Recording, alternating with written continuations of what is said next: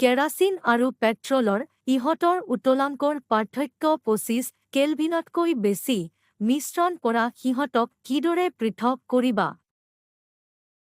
উত্তৰ: পাতন পদ্ধতিৰে পৃথক কৰিব পাৰি। তলৰ মিশ্ৰণবোৰৰ পৃথকীকৰণ পদ্ধতিৰ নাম লিখা। দৈৰ পৰা মাখন। সাগৰৰ পানীৰ পৰা নিমখ। নিমখৰ পৰা কৰ্পূৰ। উত্তৰ: দৈৰ পৰা মাখন অপকেন্দ্ৰিক পদ্ধতি। সাগৰৰ পানীৰ পৰা নিমখ বাষ্পীভৱন পদ্ধতি। নিমখৰ পৰা কৰ্পূৰ ঊৰ্ধ্বপাতন। স্ফটিকীকৰণ পদ্ধতিৰে কি ধৰণৰ মিশ্ৰণ পৃথক কৰা হয়? উত্তৰ: স্ফটিকীকৰণ পদ্ধতি কঠিন পদাৰ্থৰ পৰা অশুদ্ধি পৃথক কৰিবলৈ ব্যৱহাৰ কৰা হয়।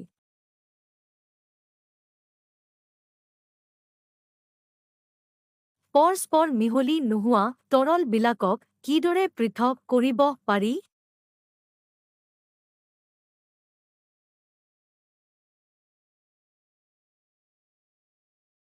উত্তৰ: সিহঁতৰ ঘনত্ব অনুসৰি তৰপৰ সৃষ্টি কৰি পৃথক কৰিব পাৰি। ৰঞ্জক কি? উত্তৰ: ৰঞ্জক হ'ল দুই বা ততোধিক ৰঙৰ মিশ্ৰণ। কি পদ্ধতিৰ দ্বাৰা ক'লা চিয়াঁহীৰ ক'লা ৰঞ্জক পৃথক কৰিব পাৰি?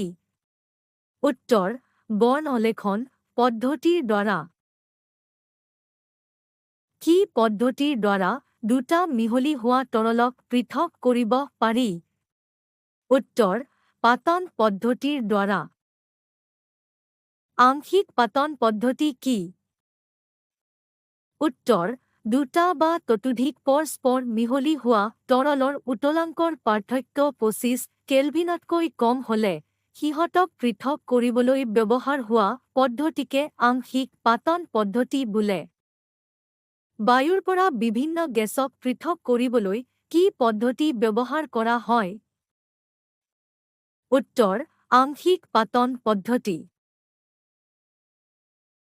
কি পদ্ধতি ব্যৱহাৰ কৰি অশুদ্ধি-যুক্ত কপাৰ ছালফেটৰ পৰা বিশুদ্ধ কপাৰ ছালফেট পাব পাৰি?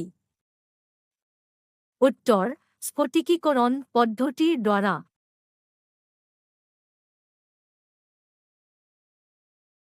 তলৰ কাৰ্যকলাপবোৰ ৰাসায়নিক নে ভৌতিক পৰিৱৰ্তন?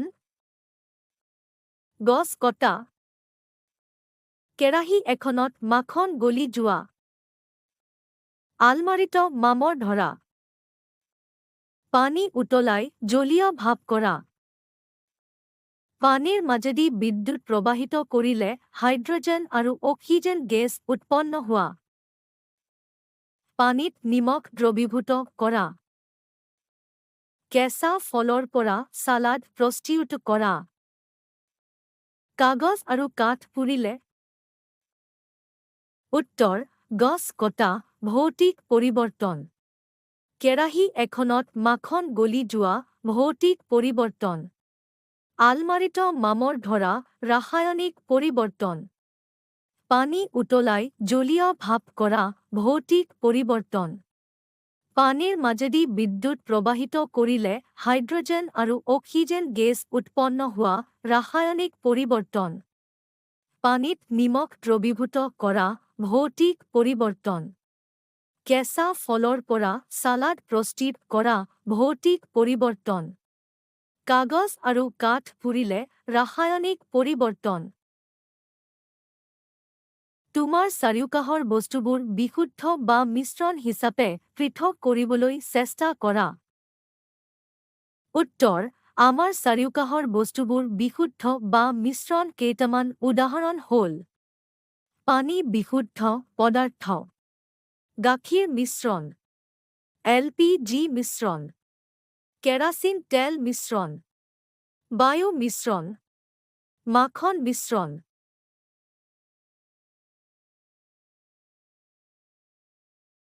ৰাসায়নিক সংযুক্তি অনুসৰি পদাৰ্থবোৰক কি কি ভাগত ভগাব পাৰি? উত্তৰ: ৰাসায়নিক সংযুক্তি অনুসৰি পদাৰ্থবোৰক দুটা ভাগত ভগাব পাৰি: মৌল আৰু যৌগ। পৰীক্ষা ভিত্তিক তথ্যৰ আধাৰত কোনে মৌলৰ সূত্ৰ আগবঢ়াইছিল? উত্তৰ এণ্টন লুৰেণ্ট লেভিছিয়াৰ। মৌলবোৰক কেইটা ভাগত ভাগ কৰিব পাৰি আৰু কি কি? উত্তৰ মৌলবোৰক সাধাৰণতে তিনিটা ভাগত ভাগ কৰিব পাৰি: ধাতু, অধাতু আৰু ধাতুকল্প। সাধাৰণ উষ্ণতাত তৰল অৱস্থাত থকা ধাতুবিধৰ নাম কি? উত্তৰ পাৰা। বৰ্তমানলৈকে প্ৰাকৃতিকভাৱে পোৱা মৌলৰ সংখ্যা কেইটা? উত্তৰ ৯২টা। সাধাৰণ উষ্ণতাত গেছীয় মৌলৰ সংখ্যা কেইটা? উত্তৰ ১১টা। সাধাৰণ উষ্ণতাত তৰল অৱস্থাত থকা মৌল কেইটা আৰু কি কি? উত্তৰ ২টা। সেইকেইটা হ'ল মাৰ্কিউৰি আৰু ব্ৰমিন। যৌগ কি? উত্তৰ যৌগ এটাত দুটা বা ততোধিক মৌলই ৰাসায়নিকভাৱে এক নিৰ্দিষ্ট অনুপাতত মিহলি হৈ থাকে।